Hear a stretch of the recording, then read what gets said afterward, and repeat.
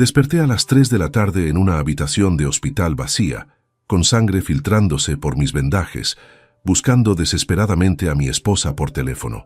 Ella respondió: «Estoy muy ocupada, mañana voy». Mientras yo sangraba solo, mi hermana me mostró una foto. Beatriz estaba en un spa de lujo, riendo, haciéndose masajes y manicure. Antes de continuar, suscríbete al canal, activa la campanita, porque todos los días tenemos nuevas historias. Deja tu like y cuéntanos en los comentarios desde qué ciudad nos estás viendo. Me llamo Gonzalo Herrera Campos, tengo 56 años y durante las últimas 3 décadas he trabajado como consultor industrial, construyendo una carrera sólida que me permitió darle a mi familia todo lo que necesitaban. Casado desde hace 28 años con Beatriz Navarro Ruiz, una mujer de 52 años que conocí en una fiesta de amigos cuando ambos éramos jóvenes y llenos de sueños. Tenemos un hijo, Marcos, de 26 años, diseñador gráfico talentoso que vive independiente desde hace 3 años. Siempre me consideré un hombre afortunado. Trabajé duro toda mi vida, viajé frecuentemente por proyectos industriales, pasé semanas fuera de casa supervisando instalaciones en fábricas por toda España. Beatriz nunca trabajó formalmente después de que nació Marcos. Decidimos juntos que ella se quedaría en casa cuidando de nuestro hijo mientras yo proveía económicamente. Con el tiempo, eso se convirtió en su estilo de vida. Gimnasio por las mañanas, salón de belleza por las tardes, cafeterías con amigas, spas ocasionales.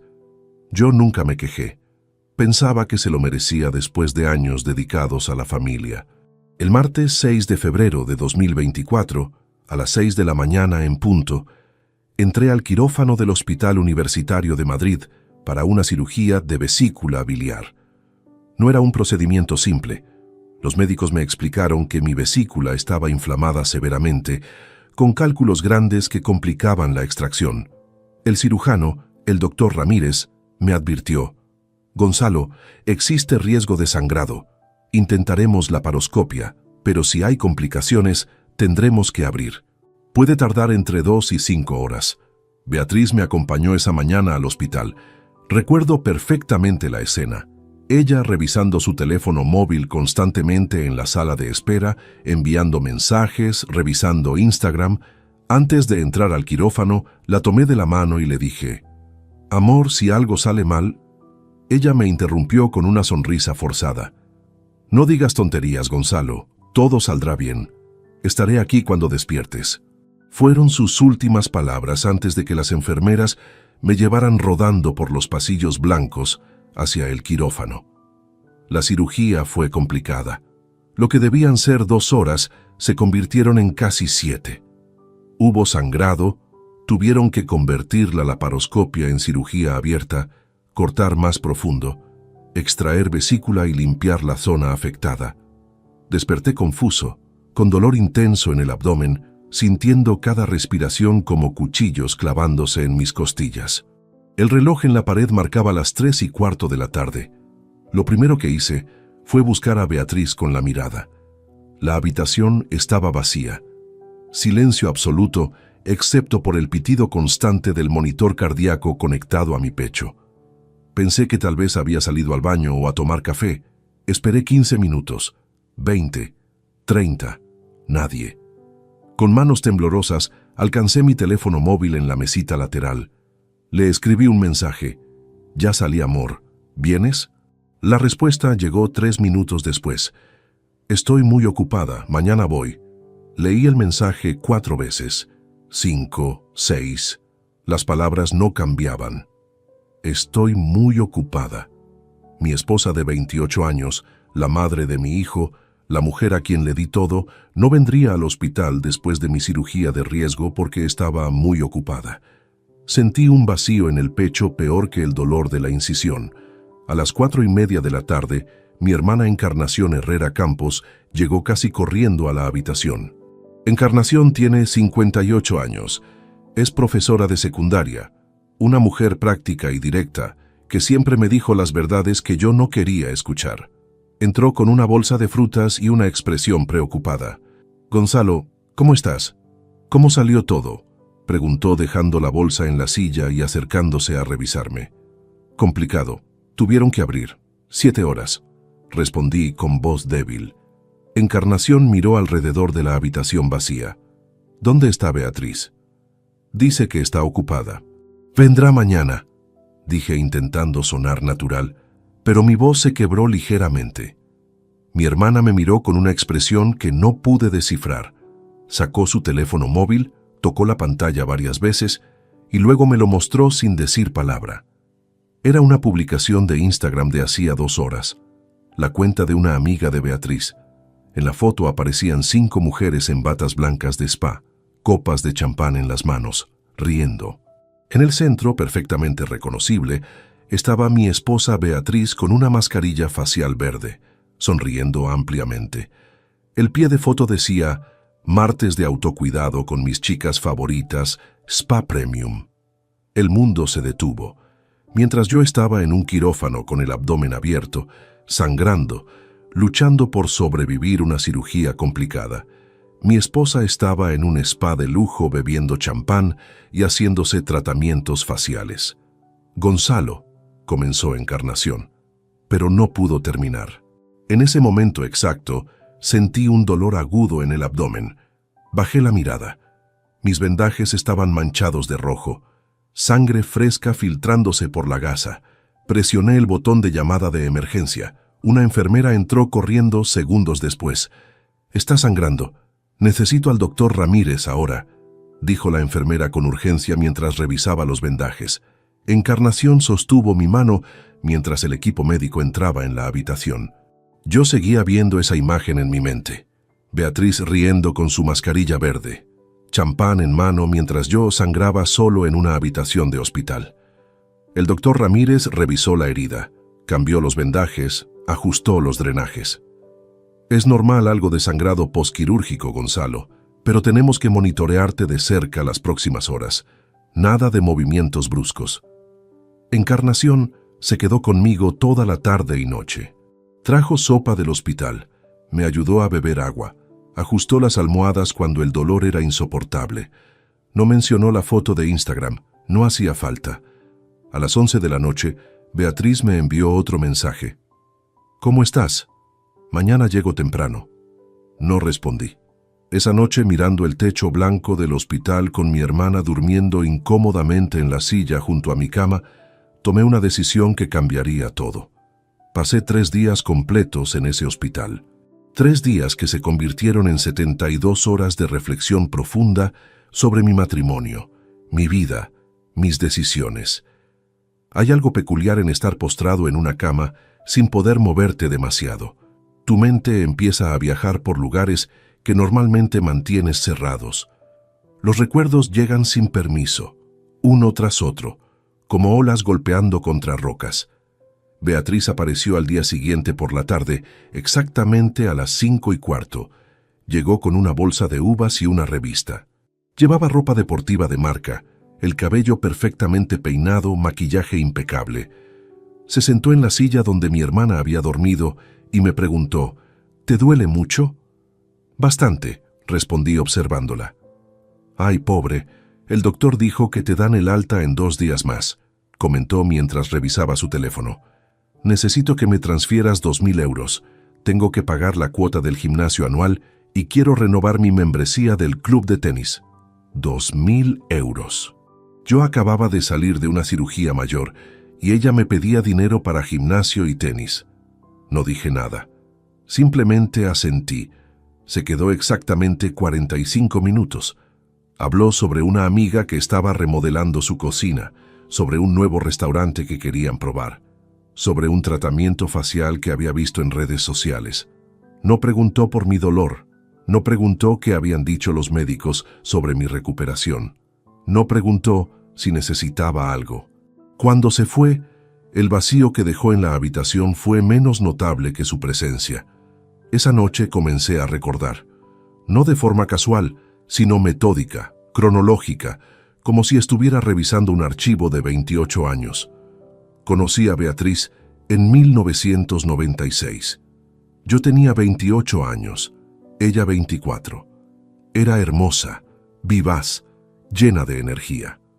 Nos casamos 8 meses después en una ceremonia pequeña en Sevilla, su ciudad natal. Los primeros años fueron buenos, realmente buenos. Marcos nació en 1998. Decidimos que ella dejaría su trabajo como recepcionista para dedicarse completamente a nuestro hijo. Pero ahora, tumbado en esa cama de hospital con tubos conectados a mi cuerpo, empecé a ver patrones que antes ignoraba o justificaba. Cuando Marcos tenía 6 años, yo organicé una pequeña celebración por mi ascenso a gerente regional. Invité a colegas, amigos cercanos, familiares. Beatriz llegó 3 horas tarde porque había ido a un tratamiento de queratina que no podía reprogramar. Recuerdo que pasé toda la tarde inventando excusas sobre su ausencia. Cuando Marcos tenía 12 años y se graduó de primaria con honores, Beatriz no asistió a la ceremonia. Dijo que tenía migraña. Ese mismo día, la madre de un compañero de Marcos me comentó que había visto a Beatriz en el centro comercial por la tarde. Yo la defendí. Debe haber sido después, fue a comprar medicina. Cuando mi padre murió hace 9 años de un infarto fulminante, yo estaba destrozado. Mi padre y yo éramos muy unidos. Beatriz asistió al funeral, por supuesto, pero 2 días después, cuando yo todavía no podía ni levantarme de la cama del dolor emocional, ella me dijo: «Gonzalo, la vida continúa, tienes que superarlo. Yo quedé con las chicas para almorzar, vuelvo en la tarde». Cuando Marcos cumplió 18 años, organizamos una fiesta sorpresa. Yo me encargué de todo: decoración, comida, invitaciones, coordinación con sus amigos. Beatriz llegó 1 hora tarde porque estaba en el salón haciéndose las uñas. Marcos ni siquiera preguntó por ella. Ya estaba acostumbrado. Seguí recordando, profundizando. Cada memoria me mostraba algo que había normalizado durante décadas. Beatriz nunca preguntaba por mis proyectos laborales. Cuando yo llegaba de viajes de trabajo que duraban semanas, ella no preguntaba cómo había ido, si había tenido complicaciones, si estaba cansado. Su primera pregunta siempre era: ¿trajiste el dinero de los viáticos? Beatriz nunca cocinaba. En 28 años de matrimonio, podía contar con una mano las veces que ella preparó una comida completa. Siempre pedíamos comida a domicilio o yo cocinaba los fines de semana. Cuando le pregunté alguna vez por qué no cocinaba, me respondió: «No me gusta. Para eso existe Uber Eats». Beatriz nunca mostró interés genuino en mi salud. Hace 5 años me diagnosticaron hipertensión. El cardiólogo me recomendó cambios en la dieta, ejercicio moderado, reducir estrés. Le pedí ayuda a Beatriz para controlar mi alimentación. Ella respondió: «Gonzalo, eres un hombre adulto, tú sabes lo que puedes o no comer». Un patrón más oscuro emergió mientras seguía recordando. Cada logro de nuestra familia, cada momento importante, cada celebración, siempre tenía la misma estructura. Yo organizaba, yo coordinaba, yo pagaba, yo me aseguraba de que todo saliera bien. Beatriz aparecía, sonreía para las fotos y luego seguía con su rutina como si nada hubiera pasado. El tercer día en el hospital, Encarnación volvió a visitarme. Trajo comida casera, lentejas, pollo asado, pan fresco. Se sentó junto a mi cama y me miró fijamente. «Vas a dejarla, ¿verdad?», preguntó sin rodeos. No respondí inmediatamente. Miré por la ventana hacia el cielo gris de Madrid. «No lo sé todavía», mentí. «Gonzalo, llevo años viendo cómo te trata, años mordiéndome la lengua porque tú parecías feliz, o al menos conforme. Pero esto…», señaló vagamente alrededor, refiriéndose a todo lo que había pasado. «Esto ya es demasiado. 28 años, Encarnación. No se tiran 28 años así nomás». «¿Y cuántos de esos 28 años fueron realmente felices?», preguntó ella. «¿Cuántos fueron simplemente costumbre?». No tenía respuesta para eso. Esa tarde, después de que Encarnación se fuera, tomé una decisión clara. No iba a actuar impulsivamente. No iba a confrontar a Beatriz todavía. Primero necesitaba información. Necesitaba entender exactamente qué había estado pasando todos estos años mientras yo trabajaba y proveía sin cuestionar nada. Saqué mi teléfono y empecé a revisar nuestras cuentas bancarias conjuntas. Teníamos 2 tarjetas de crédito compartidas que yo pagaba religiosamente cada mes. Normalmente nunca revisaba los detalles de los gastos. Confiaba en Beatriz. Asumía que gastaba responsablemente en cosas del hogar, comida, necesidades básicas. Empecé a descargar los estados de cuenta de los últimos 6 meses. Lo que vi me dejó helado. Febrero, 4.200 euros en spas, salones de belleza, restaurantes, ropa de marca. Enero, 3.900 euros en los mismos conceptos. Diciembre, 5.100 euros, incluyendo 1.200 en un fin de semana en un hotel balneario con las chicas. Seguí revisando hacia atrás. Noviembre, octubre, septiembre, agosto. El patrón era idéntico. Beatriz gastaba entre 3.000 y 5.000 euros mensuales en lujos personales. Yo le transfería 5.500 euros cada mes como presupuesto familiar. Aparentemente, nada de ese dinero iba al hogar. Todo era para ella. En 28 años, eso significaba, hice el cálculo mentalmente y sentí náuseas. El doctor Ramírez entró para la revisión nocturna. Gonzalo, estás progresando bien. Si no hay complicaciones, mañana te vas a casa. Perfecto, respondí sin apartar la vista de mi teléfono. Esa noche, con la habitación oscura y el sonido del monitor cardíaco como única compañía, decidí que necesitaba ayuda profesional. No para terapia de pareja, para protegerme legalmente, para entender mis opciones, para prepararme. El viernes por la mañana, exactamente a las 10:30, el doctor Ramírez firmó mi alta médica. Me entregó una lista de instrucciones postoperatorias. Reposo absoluto durante 2 semanas. Nada de levantar peso superior a 5 kilos, cambiar vendajes cada 12 horas, tomar antibióticos 3 veces al día, acudir a revisión en 10 días. Gonzalo, es crucial que sigas estas indicaciones al pie de la letra. La herida todavía está fresca y cualquier esfuerzo puede provocar complicaciones. Necesitas a alguien en casa que te ayude estos primeros días, explicó el médico mientras revisaba mis signos vitales una última vez. Mi esposa estará conmigo, respondí con voz neutra. Llamé a Beatriz a las 11 de la mañana. Ella contestó al 5.º tono. Sí, dijo con tono de fastidio. Ya me dieron el alta. ¿Puedes venir a buscarme? Escuché un suspiro largo del otro lado de la línea. Gonzalo, estoy en el otro extremo de la ciudad. Con el tráfico que hay a esta hora, voy a tardar siglos. ¿No puedes tomar un taxi? Acababa de salir de una cirugía mayor.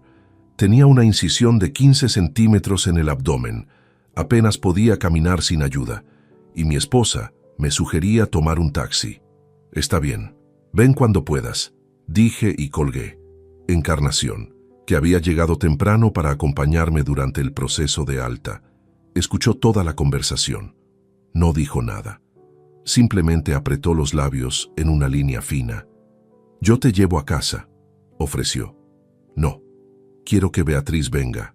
Necesito ver algo, respondí.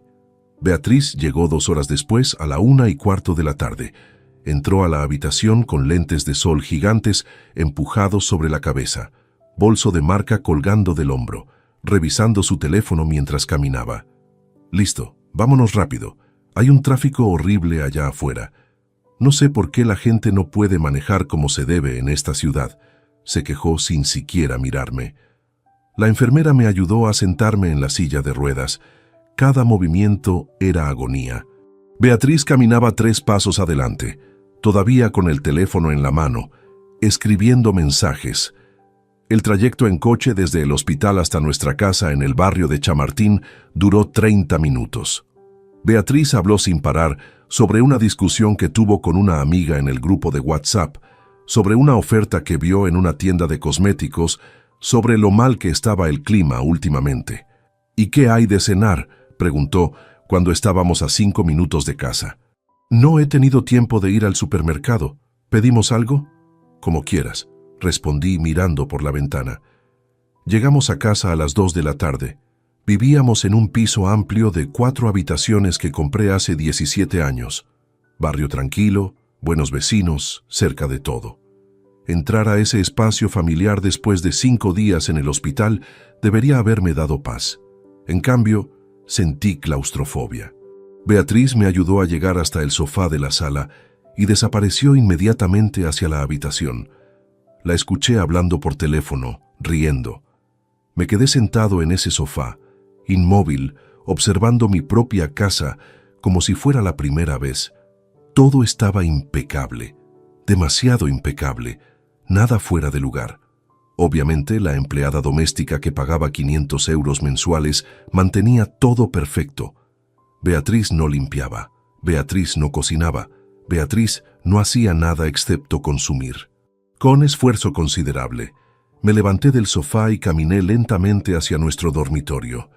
Cada paso era una tortura, pero necesitaba buscar algo específico. Beatriz estaba en el balcón, todavía al teléfono. No me vio entrar. Abrí el cajón superior de su cómoda. Ahí guardaba recibos, facturas, papeles diversos. Empecé a revisar con cuidado. El primer recibo que encontré me hizo detenerme. Spa Esencial Premium, martes 6 de febrero 2024. Total, 850 euros. La fecha exacta de mi cirugía. Revisé el desglose. Masaje de piedras calientes, 120 euros. Tratamiento facial profundo, 180 euros. Manicure y pedicure de lujo, 95 euros. Depilación completa, 140 euros. Envoltura corporal, 150 euros. Uso de instalaciones, 85 euros. Champán y aperitivos, 80 euros. 850 euros en un solo día. El día que yo estaba siendo operado. Seguí buscando. Encontré más recibos del último mes. Restaurante La Máquina, 340 euros para 5 personas. Boutique Valentina, 680 euros en 2 blusas. Salón de belleza Monique, 420 euros en tratamiento capilar. Zapatería Lorena, 890 euros en un par de botas. Centro comercial Serrano, 1.240 euros en varios artículos. Gimnasio Elite Fitness, renovación anual, 780 euros. Hice cálculos rápidos en mi cabeza. Solo en lo que llevaba revisado, había más de 4.000 euros gastados en las últimas 4 semanas. Y eso sin contar los gastos que hacía directamente con las tarjetas digitales que no dejaban recibo físico. Escuché pasos, rápidamente cerré el cajón y me senté en la cama fingiendo descansar. Beatriz entró con expresión molesta. ¿Qué haces aquí? Pensé que estabas en el sofá. El médico dijo que necesitas reposo. Vine a acostarme. El sofá es incómodo, respondí. Bueno, yo voy a salir un rato. Las chicas organizaron un almuerzo de última hora. Vuelvo en la noche, anunció mientras buscaba su bolso. Beatriz, acabo de llegar del hospital. Lo sé, pero ya estás en casa. Aquí tienes todo. Si necesitas algo, llámame. Se puso más perfume frente al espejo. Ah, y no olvides tomar tus medicinas. Están en la bolsa que traje del hospital. Salió sin esperar respuesta. Escuché la puerta de entrada cerrarse. El silencio que quedó era tan denso que podía sentirlo presionando contra mi pecho. Me quedé sentado en esa cama durante varios minutos, procesando lo que acababa de pasar. Mi esposa me dejó solo el mismo día del alta hospitalaria para irse a almorzar con amigas. Con determinación renovada, volví al cajón y saqué todos los recibos que encontré. Los llevé conmigo a mi oficina, una habitación pequeña al final del pasillo donde trabajaba cuando estaba en casa. Encendí mi computadora y abrí una carpeta nueva que titulé Documentos Importantes, febrero 2024. Empecé a escanear cada recibo meticulosamente. Creé una hoja de cálculo donde registré fecha, lugar, monto y concepto de cada gasto. Mientras trabajaba, el dolor del abdomen era constante, pero la claridad mental que estaba ganando valía cada punzada. Cuando terminé de documentar todo lo que había encontrado físicamente, accedí nuevamente a las cuentas bancarias online. Descargué los extractos completos de los últimos 6 meses en formato PDF. Los guardé en la misma carpeta con nombres específicos: enero 2024, diciembre 2023 y así sucesivamente. Eran las 6 de la tarde cuando terminé. Estaba agotado, sudando del esfuerzo y el dolor. Tomé mis medicamentos con agua y volví al dormitorio. Me acosté con cuidado, cada músculo protestando. Beatriz llegó a las 11 de la noche. La escuché entrar, dejar su bolso, caminar hacia el baño. Apareció en el dormitorio 20 minutos después, ya en pijama, con el rostro limpio de maquillaje. ¿Comiste algo?, preguntó mientras se metía bajo las sábanas. No. Ay, Gonzalo, había comida en el refrigerador. ¿Pudiste calentar algo? Tomó su teléfono y empezó a revisar redes sociales. Me giré hacia el otro lado, dándole la espalda, mirando la pared en la oscuridad. En ese momento supe que necesitaba más que recibos y extractos bancarios. Necesitaba consejo legal profesional. Alguien que me dijera exactamente cuáles eran mis derechos y opciones. Mañana llamaría a mi amigo Arturo. El sábado por la mañana desperté a las 7. No por elección, sino por el dolor punzante en mi abdomen que ningún analgésico parecía calmar completamente. Beatriz dormía profundamente a mi lado. Respiración tranquila, sin la menor preocupación en el mundo. La observé durante unos segundos.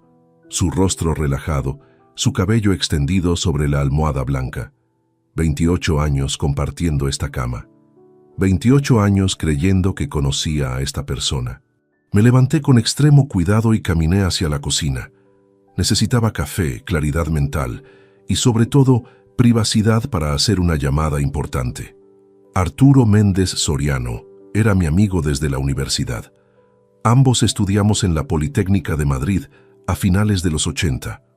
Aunque él tomó el camino del derecho mientras yo me especialicé en ingeniería industrial. Nos manteníamos en contacto regular, jugábamos pádel juntos antes de mi cirugía, compartíamos cenas ocasionales con nuestras esposas. Arturo se había divorciado hace 4 años de su primera esposa, después de 25 años de matrimonio. Nunca me contó los detalles completos, solo que fue necesario para su paz mental. Ahora, parado en mi cocina a las 7:30 de la mañana, con una taza de café humeante, marqué su número privado. «Gonzalo, ¿estás bien? ¿Pasó algo con la cirugía?» Su voz sonaba preocupada, aún adormilada. «Arturo, necesito hablar contigo, profesionalmente», dije en voz baja. Hubo una pausa significativa del otro lado. «Entiendo. ¿Cuándo quieres que nos veamos?» «Hoy, si es posible. Puedo estar en mi despacho a las 10, ¿te parece bien?» «Perfecto. Gracias, Arturo». Colgué y bebí mi café lentamente, sintiendo cómo el líquido caliente bajaba por mi garganta. Escuché movimiento en el dormitorio. Beatriz apareció minutos después bostezando en bata. «¿Por qué estás levantado tan temprano? Deberías descansar», dijo mientras abría el refrigerador y sacaba jugo de naranja. No podía dormir. «Voy a salir un rato», anuncié. «¿Salir? ¿A dónde?» El médico dijo reposo absoluto. «Tengo que resolver unos asuntos pendientes del trabajo. No tardo». Mentí con naturalidad sorprendente. «Como quieras. Yo también salgo. Quedé de ver a Patricia en su nueva casa. Está decorando y quiere mi opinión», comentó sirviéndose jugo. «Probablemente vuelva tarde». «Por supuesto que sí». A las 9:30 tomé un taxi hacia el despacho de Arturo en el barrio de Salamanca. El trayecto duró 25 minutos. Cada bache en la carretera se sentía como cuchillos clavándose en mi abdomen, pero apretaba los dientes y seguía adelante. El bufete de Arturo ocupaba la tercera planta de un edificio elegante en la calle Velázquez. Su secretaria, una mujer eficiente de unos 40 años, me hizo pasar inmediatamente a su oficina privada. Arturo estaba esperándome detrás de su escritorio de caoba maciza. Se levantó al verme entrar y noté su expresión de alarma. «Gonzalo, tienes aspecto terrible. ¿Seguro que deberías estar fuera de casa?» «Necesito esto más que necesito descanso», respondí sentándome con cuidado en una de las sillas frente a su escritorio. Arturo se acomodó en su silla, juntó las manos sobre el escritorio y me miró con seriedad profesional. «Cuéntame todo». Durante los siguientes 40 minutos le relaté cada detalle. El spa, durante mi cirugía, los 28 años de negligencia que había normalizado, los recibos que encontré, los extractos bancarios que descargué, los miles de euros gastados mensualmente en lujos personales mientras yo trabajaba y proveía sin cuestionar nada. Arturo escuchaba sin interrumpir, tomando notas ocasionales en un bloc legal amarillo. Cuando terminé, dejó su pluma sobre el escritorio y suspiró profundamente. Gonzalo, legalmente hablando, tu situación es compleja. Estás casado bajo régimen de gananciales, ¿correcto? Correcto. Eso significa que todo lo adquirido durante el matrimonio pertenece a ambos por igual. Si procedes con divorcio, Beatriz tiene derecho legal a 50% del patrimonio conjunto. Hizo una pausa. ¿Cuánto estamos hablando? La casa vale aproximadamente 280.000 euros. Está pagada completamente. Tengo ahorros en 2 cuentas por 60.000 euros, más el coche, muebles, otros activos menores. En total, calculo alrededor de 340.000 euros. Arturo asintió haciendo cálculos mentales. 170.000 euros para cada uno en división equitativa. Además, dado que Beatriz no ha trabajado formalmente durante el matrimonio y tú has sido el único proveedor, ella podría solicitar pensión compensatoria. Dependiendo del juez, podría ser entre 500 y 1.000 euros mensuales de por vida. Sentí como mi mandíbula se tensaba. ¿Me estás diciendo que después de todo esto, ella se queda con la mitad de lo que construí y además, ¿le pago pensión? Ese sería el escenario en un proceso de divorcio convencional sin acuerdo previo, explicó Arturo con voz calmada. Sin embargo, hay formas de optimizar la situación. Soy todo oídos. Arturo se levantó y caminó hacia la ventana de su oficina, mirando hacia la calle. Primero, necesitas proteger tus activos inmediatamente. Abre una cuenta bancaria individual en otra entidad donde Beatriz no tenga acceso. Transfiere fondos de forma gradual para no levantar sospechas inmediatas. Segundo, cancela todas las tarjetas de crédito conjuntas o al menos reduce los límites drásticamente. Tercero, documenta absolutamente todo. Cada gasto frívolo, cada momento de negligencia, cada mensaje de texto. Ya empecé con la documentación, dije. Bien, ahora viene lo importante.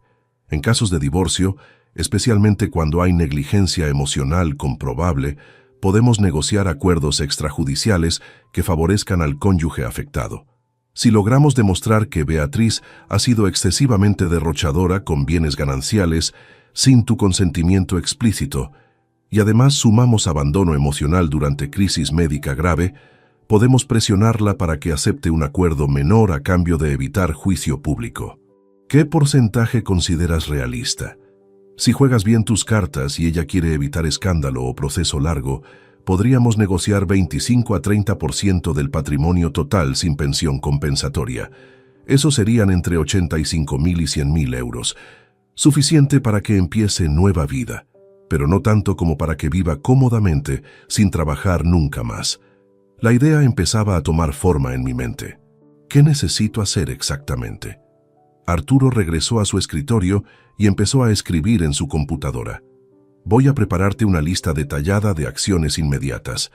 Mientras tanto, también recomiendo contratar un investigador privado. Necesitamos saber exactamente cómo gasta su tiempo Beatriz, con quién se relaciona, qué dice sobre ti cuando no estás presente. Todo eso suma en negociación. ¿Conoces alguno de confianza? Tengo el contacto perfecto. Ex policía, discreto, profesional. Le diré que te llame esta semana. Pasamos otra hora revisando detalles técnicos, cómo manejar cuentas bancarias, qué documentos reunir, cómo actuar naturalmente en casa mientras preparaba todo en segundo plano. Arturo me entregó una carpeta con información legal básica sobre procesos de divorcio en España, derechos y obligaciones. Gonzalo, una cosa más, dijo Arturo cuando me estaba levantando para irme. Esto va a ser duro emocionalmente. Prepárate mental y psicológicamente. Y sobre todo, no actúes por impulso o emoción. Todo debe ser calculado, documentado, estratégico. ¿Entendido? Entendido perfectamente. Salí del despacho de Arturo sintiéndome extrañamente energizado a pesar del dolor físico. Por primera vez en días, tenía un plan claro. No era víctima pasiva. Era estratega preparándose para recuperar su dignidad. Los siguientes 10 días fueron reveladores de una manera que nunca anticipé. Estar en casa las 24 horas del día, recuperándome de la cirugía, me convirtió en observador silencioso de una realidad que había ignorado durante décadas. Cuando trabajaba normalmente, salía a las 7 de la mañana y regresaba pasadas las 7 de la noche. Mi vida transcurría fuera de estas paredes. Ahora, confinado a este espacio, veía todo con claridad brutal. El lunes siguiente a mi visita con Arturo, Beatriz despertó a las 8:30. Se duchó, se arregló cuidadosamente frente al espejo durante 40 minutos. Maquillaje perfecto, ropa deportiva de marca que costaba más que un traje formal mío. A las 9:15 salió por la puerta con su bolso de gimnasio. Voy al gimnasio, vuelvo al mediodía. Hay yogur en el refrigerador si tienes hambre, dijo sin mirarme. Yo estaba sentado en el sofá de la sala, vendajes recién cambiados, medicamentos sobre la mesa. Apenas podía caminar sin dolor. Asentí en silencio. Se fue. La casa quedó vacía, silenciosa. Me levanté despacio y caminé hasta la ventana que daba a la calle. Vi nuestro Mercedes plateado alejarse por la avenida. Volví al sofá y abrí mi ordenador portátil. Seguí el consejo de Arturo al pie de la letra. Había abierto una cuenta nueva en el Banco Sabadell el viernes por la tarde, una sucursal en el otro extremo de la ciudad donde no conocíamos a nadie. Transferí 15.000 euros desde mi cuenta principal. No todo de golpe, eso levantaría alarmas. 3 transferencias separadas en días distintos. 5.000, 5.000, 5.000. Justificadas en extractos como inversión o proyecto consultoria. También contacté con el departamento de tarjetas de crédito. Reduje el límite de gasto mensual en las tarjetas conjuntas de 8.000 euros a 2.500. Cuando el empleado del banco preguntó el motivo, expliqué que estábamos ajustando presupuesto familiar por recomendación financiera. Beatriz regresó exactamente a las 2:20 de la tarde. Llegó sudada, con el cabello recogido en cola de caballo, revisando su teléfono mientras entraba. «Hola», dijo sin levantar la vista de la pantalla. «¿Cómo estuvo el gimnasio?», pregunté. «Bien, hice clase de spinning, estoy agotada». Bebió agua directo de la botella. «Voy a ducharme y luego salgo otra vez. Laura y yo vamos al salón. Tengo cita a las 4. ¿Estarás para la cena?» «No sé, depende de cuánto tarde. Probablemente pedimos algo por ahí». Se encaminó hacia el baño. «Ah, llamó tu madre, dice que la llames». Desapareció por el pasillo. Escuché la ducha abrirse minutos después. Esta fue la rutina durante toda esa semana. Beatriz salía a las 9, volvía brevemente al mediodía o primeras horas de la tarde, se duchaba, cambiaba y volvía a salir. Cafeterías con amigas, salones de belleza, compras, cenas. Siempre ocupada, siempre en movimiento, siempre fuera de casa. El jueves por la tarde, mientras ella estaba en su tercera salida del día, intenté hacer algo tan simple como prepararme un sándwich. Me levanté del sofá, caminé hasta la cocina, abrí el refrigerador. Había yogures, algunas frutas, poco más, nada sustancial. Revisé la alacena, galletas, cereales, latas de atún, nada que pudiera cocinar fácilmente en mi condición. Terminé pidiendo comida a domicilio por segunda vez esa semana. El viernes por la mañana, Beatriz entró a la sala donde yo estaba leyendo noticias en mi tablet. Se quedó parada frente a mí con expresión molesta. «Gonzalo, necesito hablar contigo». «Dime». «Intenté usar la tarjeta de crédito ayer en una boutique y me la rechazaron. Fue humillante». «¿Qué pasó?» «Hablé con el banco, ajustamos los límites mensuales. Estamos gastando demasiado», respondí con voz neutral. «¿Gastando demasiado? ¿De qué hablas? Nunca hemos tenido problemas de dinero». «Precisamente por eso, porque controlo los gastos. El límite nuevo es 2.500 mensuales. Es más que suficiente para necesidades razonables». Su rostro enrojeció. «¿2.500? ¿Estás bromeando? Eso no me alcanza ni para lo básico». «Beatriz, el mes pasado gastaste 4.200 euros en cosas personales. Eso no es sostenible. Son mis gastos normales. Gimnasio, salón, ropa, salidas con amigas. No estoy comprando yates, Gonzalo». La conversación termina aquí. El límite se queda en 2.500. Si necesitas más, discutiremos cada gasto específicamente. Se quedó mirándome con incredulidad, como si no reconociera al hombre frente a ella. No sé qué te pasa últimamente. Desde la cirugía estás insoportable, siempre estás en casa, siempre de mal humor, siempre controlando todo. Estoy recuperándome de una operación mayor, Beatriz. Disculpa si mi presencia en mi propia casa te incomoda. No es eso, es tu actitud. Antes eras más flexible. Ahora todo es un problema. Se dio vuelta y salió de la sala. La escuché tomar sus llaves y salir dando un portazo. Me quedé sentado en ese sofá durante largo rato, procesando lo que acababa de pasar. Mi esposa estaba molesta no porque yo estuviera enfermo o necesitara apoyo, sino porque mi presencia constante en casa interfería con su rutina y porque había puesto límites financieros. El sábado por la tarde, alrededor de las 5, sonó el timbre.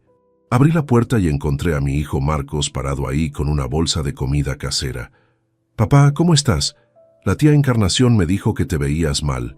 Te traje guiso que hizo mi novia Clara. Dice que necesitas comida nutritiva para recuperarte». Marcos entró y me abrazó con cuidado, consciente de mi herida. Era un buen chico, alto, delgado, con mi nariz y los ojos de su madre. Trabajaba como diseñador gráfico freelance desde su apartamento en Malasaña. «Gracias, hijo. Pasa, siéntate». Marcos dejó la bolsa en la cocina y vino a sentarse conmigo en la sala. Me observó detenidamente. «Papá, te ves cansado. ¿Estás comiendo bien? ¿Mamá te está ayudando con todo?» «Estoy bien, recuperándome normal», respondí evitando detalles. «¿Dónde está mamá?» «Salió, con amigas, creo». Marcos frunció el ceño ligeramente. «Papá, es sábado por la tarde. Acabas de salir del hospital hace una semana. ¿Por qué no está aquí contigo?» «Tu madre tiene sus actividades. No pasa nada». Mi hijo me miró con expresión que no supe interpretar. Preocupación mezclada con algo más. Decepción, tal vez. «Papá, cuando tuve apendicitis hace 3 años, mamá ni siquiera fue a visitarme al hospital. Dijiste que tenía migraña, pero la vi en Instagram ese mismo día en un brunch con sus amigas». Hizo una pausa. «Siempre has dado excusas por ella. Siempre». No respondí. No sabía qué decir. «Si necesitas algo, lo que sea, llámame. Puedo venir cuando quieras. Clara también dice que puede ayudar con lo que necesites». Se levantó y me dio otro abrazo. «Te quiero, papá, cuídate». Cuando Marcos se fue, me quedé solo nuevamente en esa sala silenciosa. Mi hijo había notado lo mismo que yo finalmente estaba viendo. La diferencia era que él había vivido con eso toda su vida y había aprendido a no esperarla más. El martes de la segunda semana, recibí una llamada desde un número desconocido. Era las 10 de la mañana. Beatriz había salido hacía media hora rumbo a su clase de pilates. «Señor Herrera, soy Javier Colmenares. Arturo Méndez me dio su contacto. Entiendo que necesita mis servicios». Javier Colmenares resultó ser exactamente lo que Arturo había prometido. Profesional, discreto, directo, ex inspector de la Policía Nacional con 23 años de servicio antes de establecer su propia agencia de investigación privada. Nos reunimos esa misma tarde en una cafetería discreta cerca del Retiro. Era un hombre de unos 50 años, complexión robusta, cabello gris cortado militar, mirada penetrante que evaluaba todo constantemente. Vestía ropa casual pero pulcra, vaqueros oscuros, camisa gris, chaqueta de cuero. «Señor Herrera, Arturo me puso al tanto de su situación general. Necesito que me cuente específicamente qué información busca y cuál es su objetivo final», dijo Javier después de ordenar un café solo. Le expliqué todo: la cirugía, el spa, los años de negligencia, los gastos excesivos, mi decisión de divorciarme estratégicamente. Javier escuchaba tomando notas en una pequeña libreta negra. «Entiendo. Lo que necesita es documentación exhaustiva de hábitos de gasto, actividades diarias, círculo social y, crucialmente, evidencia de cómo habla sobre usted cuando está con terceros. ¿Correcto?» «Exactamente». «Perfecto. Mis honorarios son 120 euros por hora más gastos operativos». Para este tipo de caso estimo entre 40 y 60 horas distribuidas en 3 semanas. Recibirá informes semanales con fotografías, grabaciones de audio cuando sea legalmente posible y resumen detallado de actividades. Hizo una pausa. Todo lo que obtenga será admisible en tribunal si llega a ese punto. Adelante, empiece mañana. Le entregué fotografías recientes de Beatriz, descripción de su vehículo, lugares que frecuentaba, nombres de sus amigas cercanas. Javier guardó todo en una carpeta manila. Una cosa más, señor Herrera. Durante las próximas semanas, actúe completamente normal en casa. No cambie sus patrones de comportamiento con su esposa. Si ella sospecha vigilancia, se volverá cautelosa y perderemos información valiosa. Entendido. Nos despedimos con apretón de manos. Volví a casa sintiéndome como si hubiera cruzado un punto de no retorno. Ya no había marcha atrás. La primera semana de vigilancia transcurrió sin que yo supiera mucho. Javier me envió un mensaje de texto breve el viernes, recopilando material. Todo según lo previsto. Informe completo este domingo. Beatriz continuó con su rutina habitual, ajena a que cada movimiento estaba siendo documentado. Gimnasio, cafeterías, salones, compras, almuerzos largos con amigas. Llegaba a casa brevemente, se cambiaba, volvía a salir. Nuestras conversaciones eran mínimas, superficiales, mecánicas. El domingo por la tarde, mientras Beatriz estaba en un cumpleaños de la hija de una amiga, me reuní con Javier en su oficina. Era un espacio pequeño pero funcional en un edificio comercial de Arganzuela. Escritorio metálico, archivadores, computadora, pizarra con fotografías y líneas temporales. Javier me entregó una carpeta gruesa. Señor Herrera, lo que encontrará aquí confirma todo lo que sospechaba y añade información adicional que probablemente desconocía. Abrí la carpeta. La primera página era un resumen ejecutivo mecanografiado. Sujeto, Beatriz Navarro Ruiz. Período vigilancia, 13-19 febrero 2024. Días activos, 7. Horas vigilancia, 47. Pasé a las páginas siguientes. Había fotografías con fecha y hora. Beatriz entrando al gimnasio Elite Fitness a las 9:07 am. Beatriz saliendo a las 11:34 am. Beatriz llegando al restaurante La Brasserie a las 13:15 pm con 4 mujeres. Beatriz en el salón Monique a las 16:40 pm. Beatriz en una tienda de ropa de lujo a las 18:20 pm. Como puede ver, su esposa mantiene horarios muy estructurados. Sale de casa entre 9 y 9:30 cada mañana.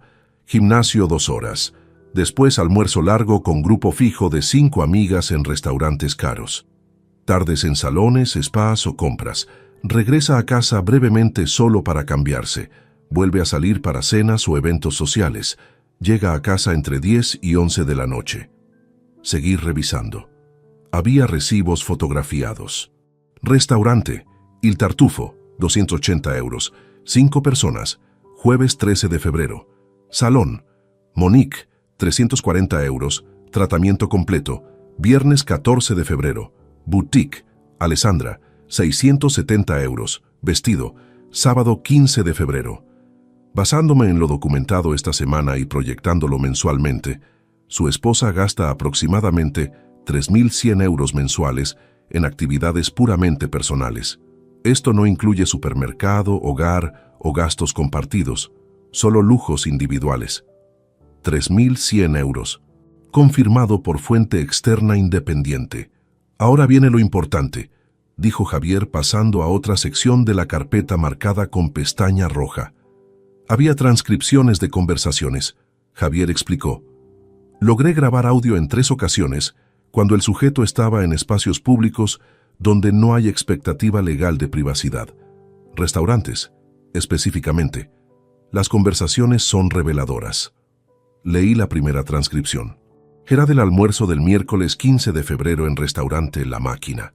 5 voces femeninas, incluyendo Beatriz. Amiga 1.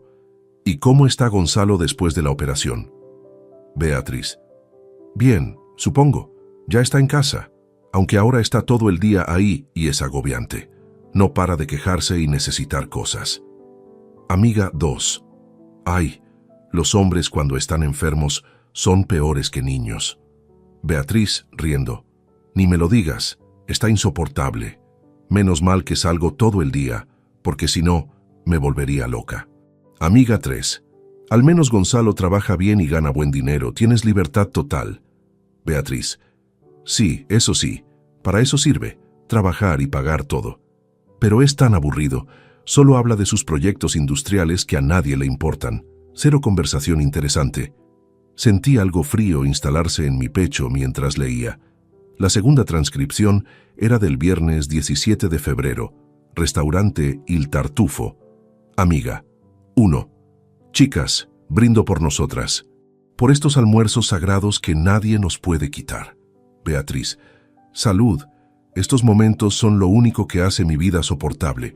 Si tuviera que estar todo el día en casa con Gonzalo, me pegaría un tiro.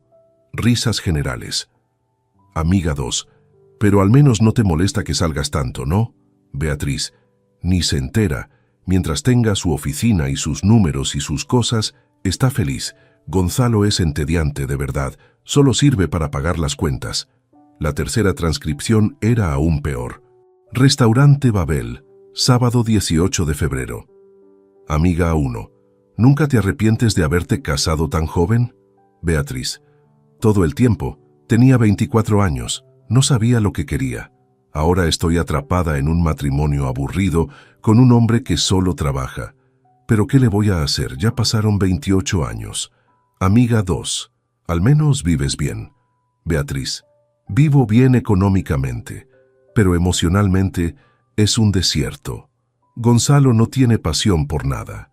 Es un robot que va del trabajo a la casa y de la casa al trabajo. Por eso me invento todas estas salidas. Es mi escape. Cerré la carpeta. No podía seguir leyendo. Javier me observaba en silencio. ¿Hay más?, pregunté con voz ronca. 2 semanas más de vigilancia programadas. Esto es solo el comienzo, señor Herrera. Salí de esa oficina con la carpeta bajo el brazo, caminando como autómata hacia mi vehículo. Me senté al volante sin arrancar el motor durante varios minutos. 28 años reducidos a una frase. Solo sirve para pagar las cuentas. El 4 de marzo marcaba exactamente 28 años desde que Beatriz y yo nos casamos en aquella pequeña iglesia de Sevilla. 28 años, más de la mitad de mi vida compartida con esta mujer. Normalmente, los aniversarios en nuestra casa pasaban con cena en algún restaurante elegante, intercambio de regalos, fotografía obligatoria para redes sociales de Beatriz. Este año sería diferente, al menos eso esperaba. Mi recuperación iba progresando. Ya podía moverme con mayor facilidad. El dolor había disminuido considerablemente. Las heridas estaban sanando bien. La revisión médica de la semana anterior había sido exitosa. El doctor Ramírez me dio luz verde para retomar actividades ligeras, aunque todavía me faltaban 2 semanas antes de poder regresar al trabajo. El lunes 3 de marzo por la noche, mientras Beatriz dormía, marqué el 4 de marzo en el calendario de mi teléfono con una nota. Aniversario 28 años. Quería ver si ella recordaría sin que yo dijera nada. Quería confirmar una sospecha que crecía dentro de mí como tumor maligno. Desperté temprano el martes 4 de marzo. Beatriz seguía durmiendo. Me levanté con cuidado y fui a la cocina. Decidí que prepararía algo especial para la cena. No era cocinero experto, pero podía manejar recetas básicas. Hice una lista mental. Compraría ingredientes para paella valenciana, su plato favorito cuando éramos novios. Vino tinto reserva, postre de la pastelería que le gustaba en Chamberí. Beatriz despertó pasadas las 9. Apareció en la cocina bostezando, revisando su teléfono como cada mañana. «Buenos días», dijo sin levantar la vista. «Buenos días. ¿Dormiste bien?» «Más o menos. Tengo el cuello tenso». Se sirvió café. «Hoy tengo el día llenísimo. Gimnasio, luego almuerzo con Patricia y Mónica. Después tengo cita en el fisioterapeuta por este cuello y en la noche las chicas organizaron una cena sorpresa para Laura. Es su cumpleaños número 50. Esperé. Esperé alguna mención, algún reconocimiento de la fecha. Nada. «¿A qué hora vuelves?», pregunté. «Ni idea. Probablemente tarde. Ya sabes cómo son estas cenas. Se alargan. Bebió su café de pie, apurada. Bueno, me voy a arreglar. Desapareció hacia el dormitorio. Yo me quedé parado en esa cocina, café humeante en mi mano, sintiendo algo extraño en el pecho. No era dolor físico, era otra cosa. Vacío, tal vez. Decidí seguir adelante con mi plan. Salí de casa alrededor de las 11 de la mañana. Fui al mercado de Chamartín y compré todo lo necesario: arroz bomba, azafrán legítimo, mejillones frescos, langostinos, calamares, pollo de corral, pimientos rojos, guisantes. Pasé por la vinoteca y elegí una botella de Ribera del Duero Reserva Especial, 85 euros. Finalmente, la pastelería. Tarta de 3 chocolates, su favorita. Volví a casa cargado de bolsas. Beatriz ya se había ido. Pasé la tarde cocinando con cuidado. Cada paso me costaba esfuerzo físico, pero había determinación férrea en mis movimientos. Preparé el sofrito perfecto, doré el pollo exactamente como debía ser, añadí el caldo en el momento preciso, coloqué los mariscos formando diseño visual atractivo. La paella quedó perfecta, arroz en su punto, socarrat crujiente en el fondo, aroma que llenaba toda la casa. Puse la mesa del comedor. Mantel blanco que usábamos solo en ocasiones especiales, vajilla de porcelana que nos regalaron en la boda y apenas habíamos usado, copas de cristal, velas, servilletas de tela dobladas con cuidado. En el centro, un pequeño ramo de flores que compré en el mercado. Eran las 7 de la tarde. La paella descansaba en su paellera sobre la cocina, cubierta con papel aluminio para mantener calor. El vino esperaba abierto para oxigenarse. La mesa estaba lista. Yo me había duchado y puesto camisa decente. Le envié un mensaje a Beatriz. ¿A qué hora llegas? Preparé algo especial para cenar. Respuesta 15 minutos después. Ay, Gonzalo, te dije que tengo cena con las chicas. Es el cumpleaños de Laura. Es nuestro aniversario, Beatriz, 28 años. Los 3 puntos parpadearon durante largo rato. Luego, ay no, se me olvidó completamente. Lo siento, pero ya confirmé con todas. No puedo fallar. Mañana celebramos, ¿vale? Me senté en el sofá mirando ese mensaje. Leí cada palabra varias veces. Se me olvidó completamente. Envié otro mensaje. ¿A qué hora termina tu cena? Puedo esperarte. Seguro salimos tarde. Mejor dejamos para mañana. No me esperes despierto. No respondí. Me quedé sentado en ese sofá durante media hora, mirando la mesa perfectamente arreglada, las velas sin encender, la paella enfriándose en la cocina. 28 años. Y ella había olvidado completamente. Pero no era solo olvido, ¿verdad? Era priorización. Había elegido activamente una cena cualquiera con amigas por encima de nuestro aniversario de bodas. Me levanté y fui a la cocina. Serví un plato de paella para mí. Abrí el vino y llené una copa. Me senté solo en esa mesa elegantemente preparada para 2 personas. Comí en silencio absoluto, cada bocado sabiendo a ceniza en mi boca. Las velas permanecieron sin encender. No había sentido. Terminé de comer alrededor de las 8. Guardé el resto de la paella en recipientes. Metí la tarta en el refrigerador. Lavé los platos meticulosamente. Doblé el mantel blanco y lo guardé. Quité las flores de la mesa. Apagué las luces del comedor. Me senté nuevamente en el sofá de la sala con una copa de vino. Encendí la televisión sin realmente verla. Imágenes y sonidos pasaban frente a mí, pero no registraba nada. Algo se había roto dentro de mí en ese momento. No fue dramático. No hubo llanto, ni grito, ni rabia ardiente. Fue algo mucho más profundo y definitivo. Fue la extinción completa de algo que alguna vez estuvo vivo. Durante 28 años había amado a esta mujer. Había trabajado incansablemente para darle buena vida. Había justificado sus ausencias, perdonado sus negligencias, normalizado su egoísmo. Había construido una narrativa en mi mente donde ella era simplemente independiente o sociable o necesitada de su espacio. Pero la verdad desnuda y brutal que finalmente aceptaba sin filtros, era que Beatriz nunca me había amado realmente.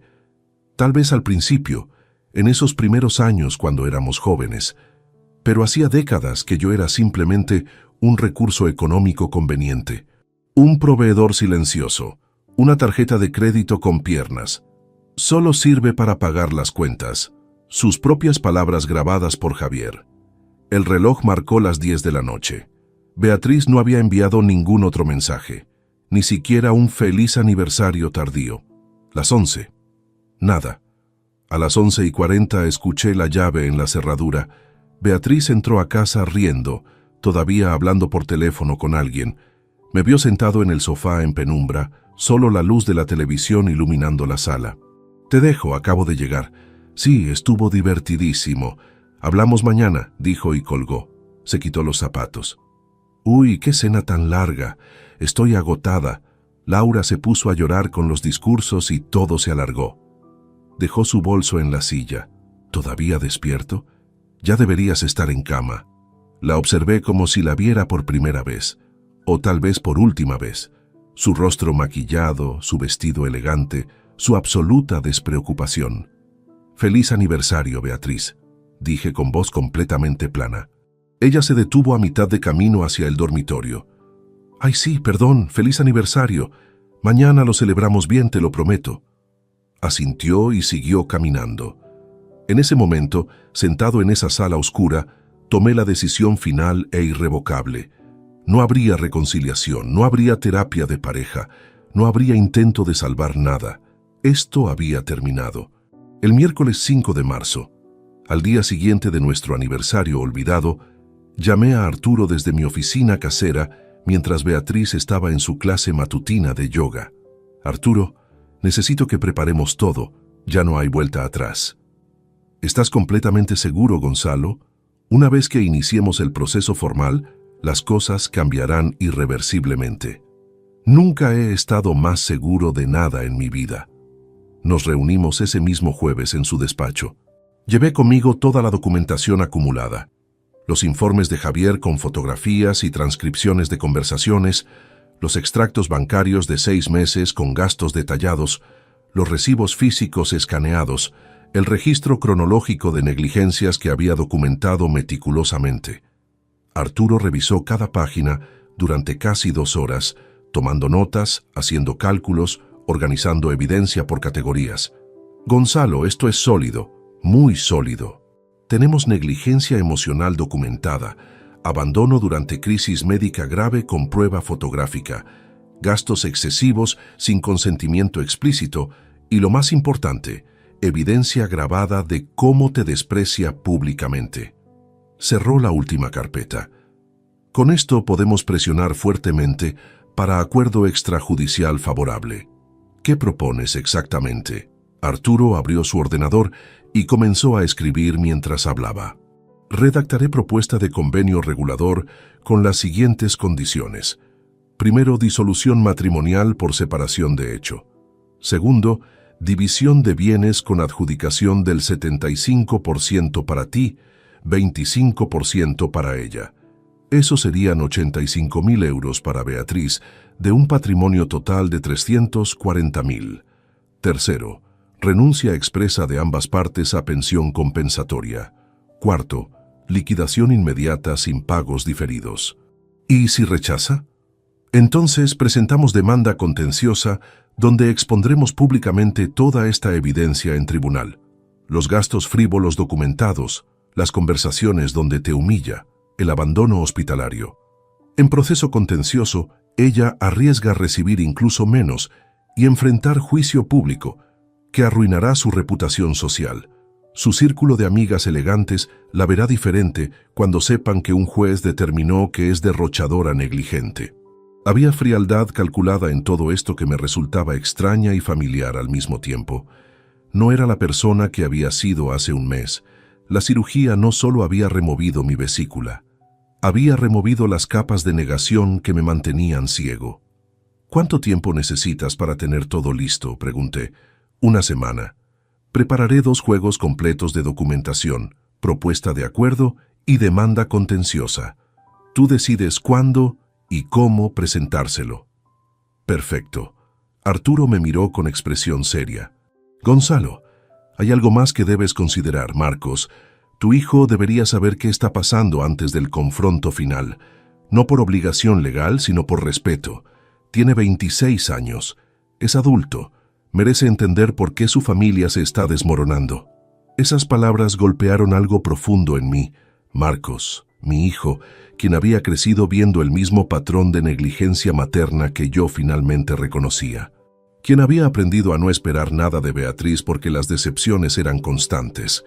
Tienes razón, necesito hablar con él primero. Muéstrale la evidencia, toda. Deja que forme su propia opinión. No manipules la narrativa. Solo presenta hechos y deja que decida cómo sentirse al respecto. Salí de ese despacho con sensación de que los engranajes finales estaban cayendo en su lugar. Quedaba una pieza crucial: mi hijo. Esa noche, cuando Beatriz anunció que saldría nuevamente con amigas, tomé mi teléfono y llamé a Marcos. «Papá, ¿cómo estás?» «Bien, hijo. Escucha, necesito hablar contigo sobre algo importante. Podemos cenar juntos mañana, solo tú y yo». Hubo pausa breve. «Claro, papá. ¿Está todo bien?» Suena serio.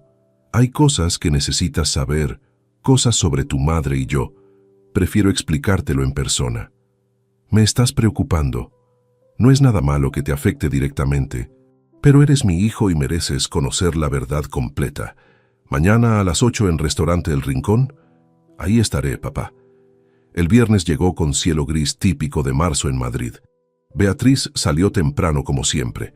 Yo pasé el día organizando mentalmente qué le diría exactamente a Marcos. No quería convertirlo en aliado contra su madre. No buscaba que tomara bandos. Solo necesitaba que supiera la verdad antes de que todo explotara públicamente. A las 7:30 de la tarde me arreglé con cuidado. Pantalones de vestir oscuros, camisa azul, chaqueta sport. Conduje hasta El Rincón, un restaurante tranquilo cerca de Plaza de España, que Marcos y yo frecuentábamos cuando él estudiaba en la universidad. Llegué 10 minutos antes. Marcos ya estaba ahí, sentado en una mesa del fondo. Se levantó cuando me vio y nos abrazamos. «Papá, cada vez te veo mejor, el color ha vuelto a tu cara». «Me siento mejor físicamente. Lo demás es otra historia». Ordenamos cena. Cordero asado para él, merluza para mí. Vino tinto para compartir. Cuando el camarero se alejó, Marcos me miró directamente. «Está bien, papá. Dime qué pasa». Respiré profundo. «Tu madre y yo vamos a divorciarnos. Es decisión tomada. Y antes de que eso ocurra necesito que sepas exactamente por qué». La expresión de Marcos cambió de preocupación a algo más complejo. No parecía sorprendido, parecía resignado. «Papá, honestamente, me sorprende más que hayan durado tanto tiempo juntos». Esa respuesta me desconcertó. «¿Qué quieres decir?» «Papá, he vivido con ustedes 23 años antes de mudarme. Vi todo. Vi cómo mamá nunca estaba realmente presente. Vi cómo te usaba como cajero automático. Vi cómo justificabas cada ausencia suya. Vi cómo te quedabas solo en eventos importantes porque ella tenía algo más que hacer. Lo vi todo y esperé años a que te dieras cuenta». Sus palabras eran suaves pero devastadoras. Saqué mi tablet de mi maletín. «Necesito mostrarte algo. No es fácil de ver, pero necesitas saberlo». Durante los siguientes 40 minutos, mientras nuestra cena se enfriaba en los platos, le mostré todo a Marcos. Las fotografías de Beatriz en el spa el día de mi cirugía, los extractos bancarios con miles de euros en gastos superfluos, las transcripciones de conversaciones donde ella me llamaba aburrido y decía que solo servía para pagar cuentas. El aniversario olvidado de hace 2 días. Marcos leía en silencio. Su mandíbula se tensaba progresivamente. Cuando llegamos a las transcripciones de las conversaciones grabadas, vi sus ojos enrojecerse. «Papá, lo siento mucho», dijo finalmente con voz quebrada. «No tienes que disculparte por nada, Marcos. Nada de esto es tu culpa. Me siento culpable por no haberte dicho antes lo que veía, pero cada vez que intentaba insinuar algo, tú la defendías». «Lo sé. Y ese fue mi error. Viví décadas en negación». Marcos cerró la tablet y bebió vino largo rato antes de hablar. «¿Qué vas a hacer?». Le expliqué el plan completo, el acuerdo propuesto, La alternativa de juicio contencioso sí rechazaba la timeline aproximada. ¿Necesitas mi apoyo?, preguntó Marcos. Solo necesito que entiendas por qué estoy haciendo esto. No busco que tomes partido. Es tu madre y siempre lo será. Papá, soy adulto. Puedo amar a mi madre y al mismo tiempo reconocer que te trató horrible durante años. Las dos cosas pueden ser verdad simultáneamente. Hizo pausa. Tienes todo mi apoyo. Haz lo que necesites hacer para recuperar tu dignidad. Nos quedamos en ese restaurante hasta casi las 11, hablando como no habíamos hablado en años. Cuando nos despedimos en el estacionamiento, Marcos me abrazó fuerte. Estoy orgulloso de ti, papá. Sé que esto no es fácil. Conduje de regreso a casa sintiéndome simultáneamente destrozado y fortalecido. Había cruzado otro punto de no retorno. Mi hijo sabía la verdad. El confronto final se acercaba. El martes 12 de marzo, Arturo me entregó 2 carpetas gruesas con sellos oficiales de su bufete. Una contenía la propuesta de convenio regulador completa, 22 páginas detallando disolución matrimonial, división de bienes, renuncia a pensiones, plazos de ejecución. La otra era la demanda contenciosa, lista para presentar en juzgado si la negociación fallaba. Todo está listo, Gonzalo. ¿Cuándo lo harás? Hoy mismo, esta noche. ¿Estás preparado emocionalmente? Hace semanas que crucé ese punto, Arturo. Ya no hay emociones, solo hay hechos y consecuencias. Volví a casa con las carpetas guardadas en mi maletín. Beatriz estaba en la sala, recostada en el sofá revisando revistas de moda. Ni siquiera levantó la vista cuando entré. «Hola», dijo distraídamente. «Beatriz, necesitamos hablar esta noche sin interrupciones». Algo en mi tono hizo que finalmente me mirara. «¿Qué pasa? Suenas muy serio». «Lo soy. Quiero que estés aquí a las 8 de la noche. Cancela lo que tengas planeado». «Pero tengo...» «Cancélalo», interrumpí con voz que no admitía discusión. «Esto no puede esperar». Me miró con expresión entre confundida y molesta, pero asintió. «Está bien, estaré aquí». Pasé el resto del día en mi oficina casera, repasando mentalmente cada punto que debía cubrir. No podía mostrar debilidad. No podía dejarme arrastrar por nostalgia o culpa. Esto era transacción legal entre 2 personas cuyos caminos habían divergido irreversiblemente. A las 7 de la tarde preparé la mesa del comedor nuevamente. No con velas ni flores esta vez, con documentos. Coloqué la carpeta del convenio regulador en un extremo, la carpeta de evidencias en el otro, una pluma, un vaso de agua. A las 8:10, Beatriz apareció en el comedor con expresión curiosa y ligeramente nerviosa. Llevaba ropa casual, pantalones de yoga, sudadera suelta. Se había quitado el maquillaje. «Bueno, aquí estoy. ¿De qué querías hablar con tanta urgencia? Siéntate, por favor». Se sentó frente a mí. Yo permanecí de pie unos segundos más, reuniendo las últimas reservas de determinación que necesitaba. «Beatriz, voy a ser absolutamente directo. Quiero el divorcio. Esta conversación no es para discutir si lo hacemos o no, es para explicarte cómo lo haremos». Su rostro pasó por varias expresiones en segundos. Shock, incredulidad, confusión. «¿Qué? ¿De qué estás hablando, Gonzalo? ¿Divorcio? ¿Por qué?» Abrí la carpeta de evidencias y comencé a colocar documentos frente a ella metódicamente, como fiscal presentando caso. Empecemos por el 6 de febrero de 2024, día de mi cirugía de vesícula, procedimiento de riesgo que duró 7 horas. Coloqué la primera fotografía. Mientras yo estaba en quirófano, tú estabas aquí.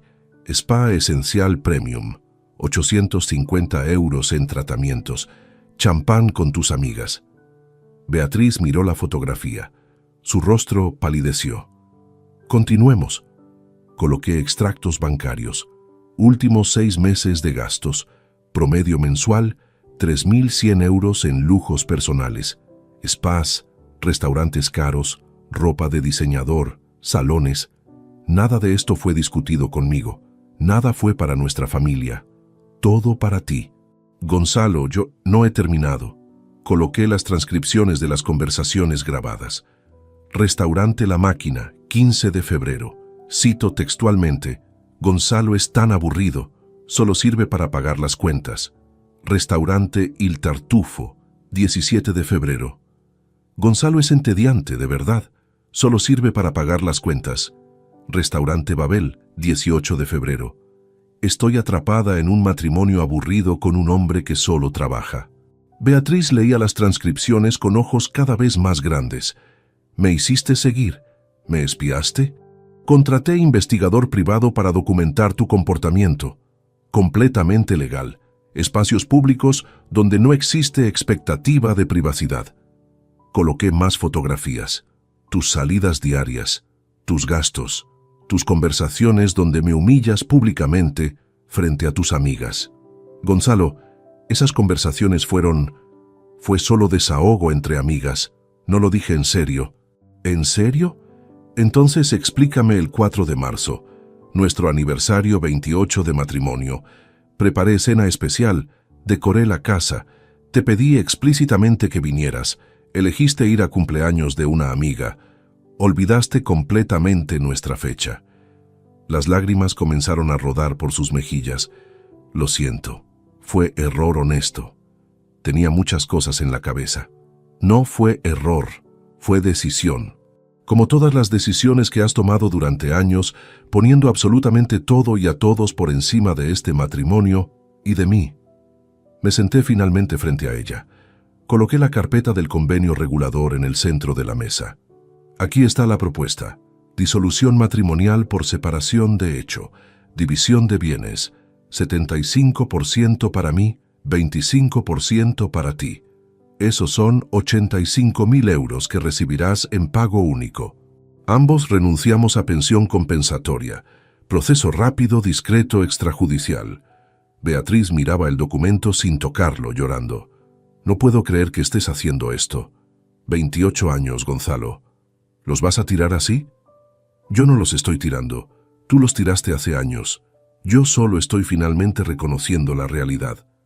Pero podemos arreglarlo, puedo cambiar. Iré a terapia, estaré más presente, lo juro. No quiero que cambies, Beatriz. Ya no me importa. Lo que siento por ti murió en esa habitación de hospital cuando desperté solo y descubrí dónde estabas realmente. Se terminó de enterrar en nuestro aniversario cuando elegiste cualquier cosa excepto estar conmigo. ¿Y si me niego? ¿Y si no acepto tu acuerdo? Coloqué la segunda carpeta sobre la mesa. Entonces presentaremos demanda contenciosa. Todo esto que te mostré hoy se expondrá en tribunal público. Tus amigas se enterarán. Tus conocidos se enterarán. Un juez determinará que eres cónyuge negligente y derrochadora. Probablemente recibas incluso menos que los 85.000. Y el proceso durará meses, tal vez años.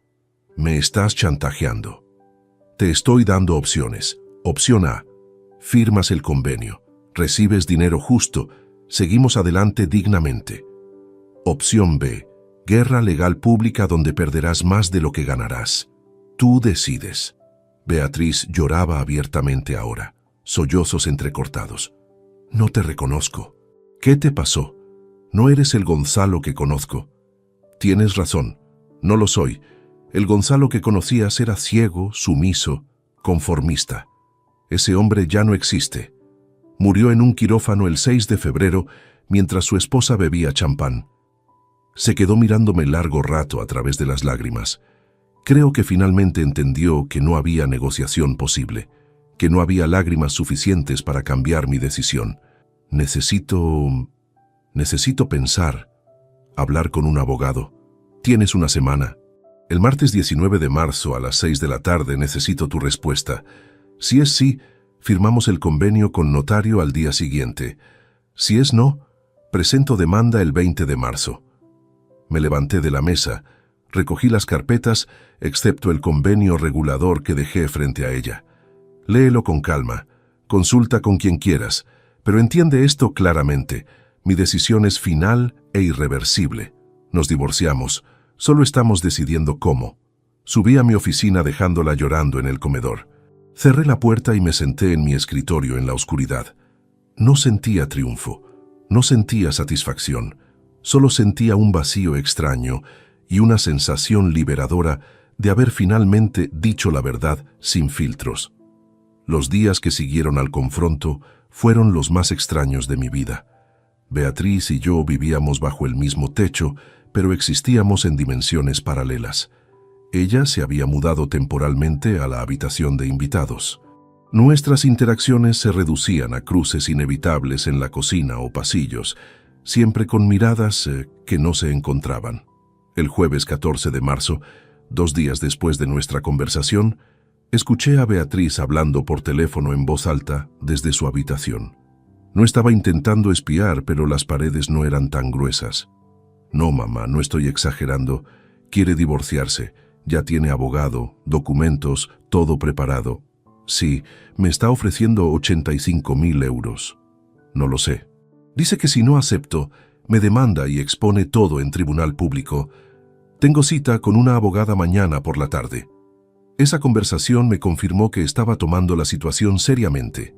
Bien, necesitaba asesoría legal independiente para entender que mi propuesta era generosa considerando la alternativa.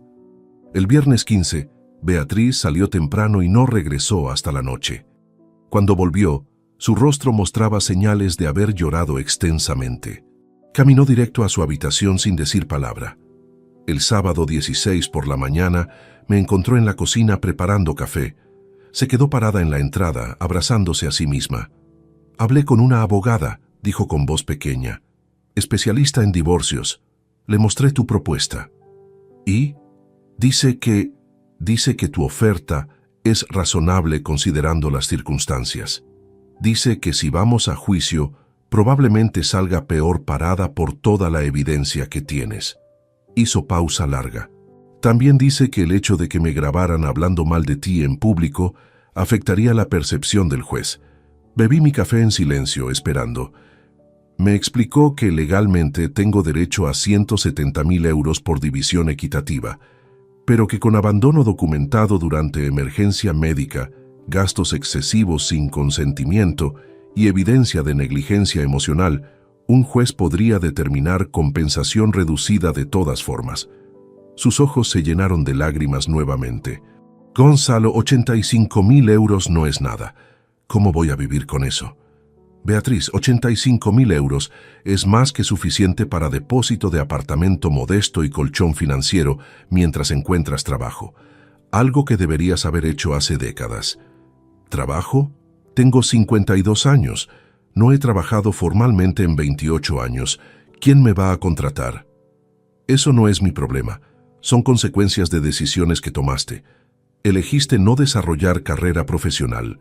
Elegiste gastar miles de euros mensuales en lujos en lugar de ahorrar. Elegiste priorizar absolutamente todo, excepto este matrimonio.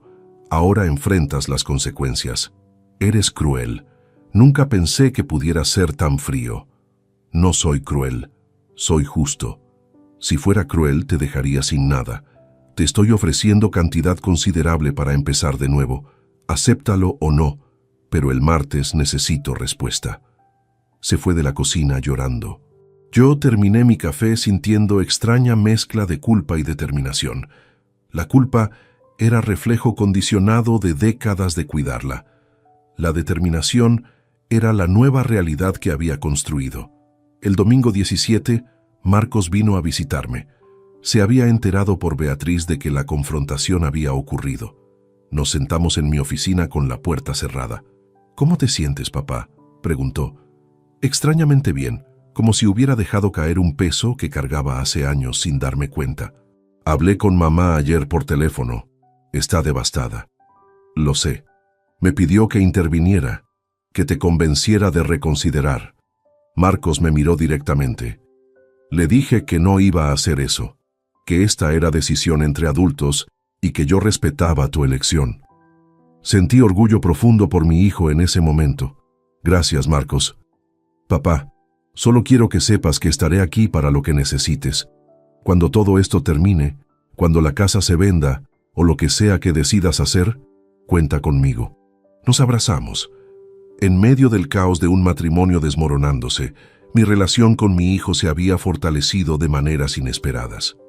El lunes 18 de marzo, Un día antes de mi plazo final, Beatriz me interceptó cuando salía hacia el supermercado. Gonzalo, espera, necesito hablar contigo. Dime, he estado pensando toda la semana. He llorado, he gritado, he estado enojada, he pasado por todas las etapas. Respiró profundo. Y finalmente entiendo que esto es real, que no hay vuelta atrás. Correcto. Voy a aceptar tu propuesta, firmaré el convenio. Algo dentro de mí se asentó. No era alivio exactamente, era finalidad. ¿Estás completamente segura? Una vez que firmemos, no hay marcha atrás. ¿Tú estás completamente seguro?, contraatacó ella. Absolutamente. Entonces sí, acepto tus términos. 85.000 euros, sin pensión, proceso rápido. Su voz se quebró ligeramente. Solo quiero que esto termine lo más pronto posible. Llamaré a Arturo. Coordinaremos firma con notario para esta semana. Hay una condición, dijo ella de repente. No estamos en posición de negociar condiciones adicionales, Beatriz. No es sobre dinero. Quiero que Marco sepa que esto fue mutuo. No quiero que piense que soy el monstruo de esta historia. Marcos es adulto con capacidad de formar sus propias opiniones basadas en hechos que ha observado durante 26 años. No voy a mentirle, ni a manipular su percepción. Pero tampoco voy a pintarte como villana. Simplemente le diré que llegamos a acuerdo civilizado. Eso es todo, asintió lentamente. Está bien, es justo. El miércoles 20 de marzo a las 11 de la mañana, Beatriz y yo nos sentamos frente al notario público en su oficina del centro de Madrid. Arturo estaba presente como mi representante legal. Beatriz había llevado a la abogada que consultó, una mujer profesional de unos 40 años llamada Dolores Martín. El notario, un señor mayor de cabello blanco y modales formales, leyó cada cláusula del convenio regulador en voz alta. Disolución matrimonial, división de bienes, 255.000 euros para Gonzalo Herrera Campos, 85.000 euros para Beatriz Navarro Ruiz. Renuncia mutua a pensiones compensatorias, liquidación en 30 días, venta de propiedad común con distribución proporcional de ganancias. ¿Ambas partes entienden y aceptan estos términos libremente y sin coacción?, preguntó el notario. Sí, dije con voz firme. Sí, susurró Beatriz. Firmamos. Primero ella, luego yo. El notario aplicó sus sellos oficiales.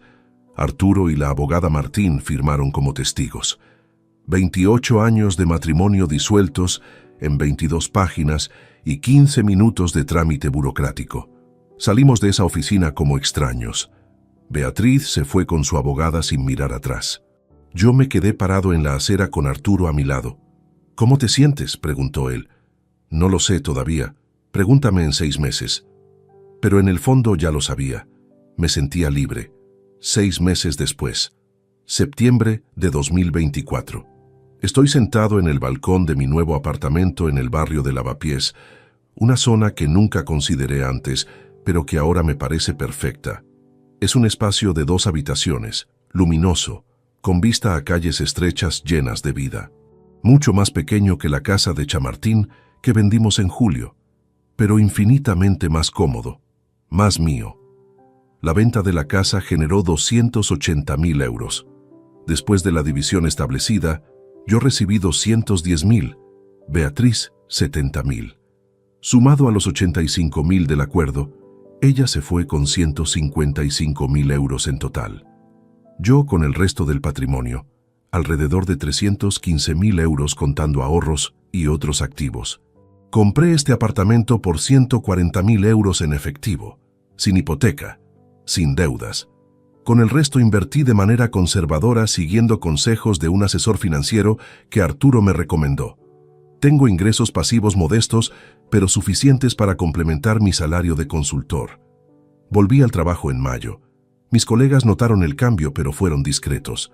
Solo mi jefe directo me preguntó directamente: «Gonzalo, te ves diferente, más ligero». Le respondí con verdad simple: «Me divorcié, fue necesario». Desde el balcón veo a una pareja joven empujando un carrito de bebé por la calle. La mujer ríe por algo que el hombre acaba de decir. Él carga bolsas del supermercado. Caminan sincronizados, como equipo. Solía pensar que Beatriz y yo éramos así. Ahora sé que nunca lo fuimos. Marcos viene a almorzar cada domingo. A veces trae a Clara, su novia, una chica dulce que estudia veterinaria. Cocinamos juntos, conversamos de todo, reímos. Mi hijo me conoce de manera diferente ahora. No como el padre ausente siempre trabajando, sino como el hombre real detrás del rol. «Papá, te ves más feliz», me dijo hace 2 semanas mientras preparábamos pasta. No sé si feliz es la palabra exacta, más tranquilo tal vez, más completo. Me ha contado sobre Beatriz. Ella alquiló un apartamento de una habitación en Carabanchel, zona modesta alejada de sus antiguas amigas del barrio elegante. 850 euros mensuales. Después de décadas sin trabajar, consiguió empleo en una tienda de decoración del centro. Medio tiempo, 1.200 euros al mes. Su estilo de vida cambió radicalmente. Dice que está aprendiendo a vivir con menos, me contó Marcos. Cocina por primera vez en su vida. Usa transporte público. Ha perdido contacto con la mayoría de sus amigas porque no puede mantener el ritmo de gastos. No sentí satisfacción al escuchar eso. Tampoco lástima. Solo una especie de aceptación neutral. Beatriz está viviendo las consecuencias de décadas de decisiones. No es crueldad, es realidad. La veo ocasionalmente cuando coincidimos recogiendo o dejando algo relacionado con trámites finales del divorcio. Está más delgada, con menos maquillaje, ropa más simple. Se ve cansada, pero también, extrañamente, más real. Como si las capas de barniz superficial finalmente se hubieran caído. En nuestra última conversación, hace 3 semanas, me dijo algo inesperado. Estábamos firmando papeles finales en la notaría. Gonzalo, sé que no significa nada ahora, pero lo siento. Pasé años sin ver lo que tenía, sin valorarte, y ahora que todo se perdió, finalmente lo entiendo. Todos aprendemos tarde algunas lecciones, Beatriz, yo incluido. ¿Tú qué lección aprendiste? Que amor propio no es egoísmo, que establecer límites no es crueldad, que dejar ir algo que no funciona es tan valiente como luchar por algo que sí vale la pena.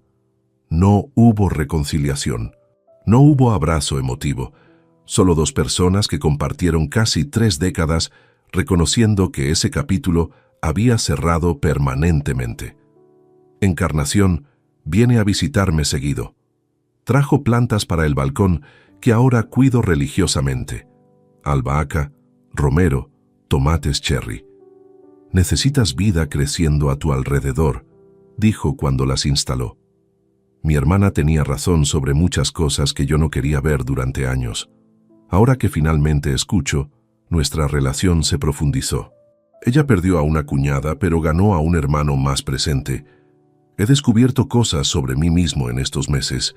Me gusta cocinar más de lo que pensaba. Disfruto caminar sin destino por barrios que nunca exploré. Leo más. Duermo mejor. No me despierto con sensación de vacío existencial que arrastraba sin nombrarlo. ¿Me arrepiento del divorcio? No. Me duele haber perdido 28 años, todos los días. ¿Volvería atrás si pudiera? Jamás. Esta mañana, mientras me cambiaba la camiseta frente al espejo, vi la cicatriz de mi cirugía de vesícula. Ya no está roja ni inflamada. Es línea pálida que se irá desvaneciendo con tiempo, pero nunca desaparecerá completamente. Me pasé los dedos sobre ella despacio. Esa cicatriz me salvó la vida, de manera que nunca anticipé. No porque la cirugía fuera exitosa médicamente, sino porque el abandono durante ese momento vulnerable finalmente abrió mis ojos a verdad que llevaba décadas ignorando. A veces las heridas más profundas no son las que sangran en quirófanos. Son las que acumulamos silenciosamente durante años en nombre de lealtad, compromiso, esperanza de que las cosas mejorarán solas. Esas heridas no sanan hasta que finalmente decidimos tratarlas, sin importar cuánto duela el proceso. Me sirvo café y regreso al balcón. El sol de septiembre calienta agradablemente. Tengo reunión de trabajo en 2 horas. Almuerzo con un antiguo colega al mediodía. Marcos vendrá a cenar esta noche. Mi vida no es extraordinaria. Es simple, ordenada, mía, y por primera vez en décadas, eso es más que suficiente. La cicatriz en mi abdomen me recuerda cada día. Algunas heridas sanan completamente. Otras te enseñan quién eres cuando finalmente decides dejar de sangrar en silencio. Si te gustó esta historia, dale like al video, suscríbete al canal y comparte tus impresiones en los comentarios. Para escuchar la próxima historia, haz clic en la caja de la izquierda. Gracias por vernos.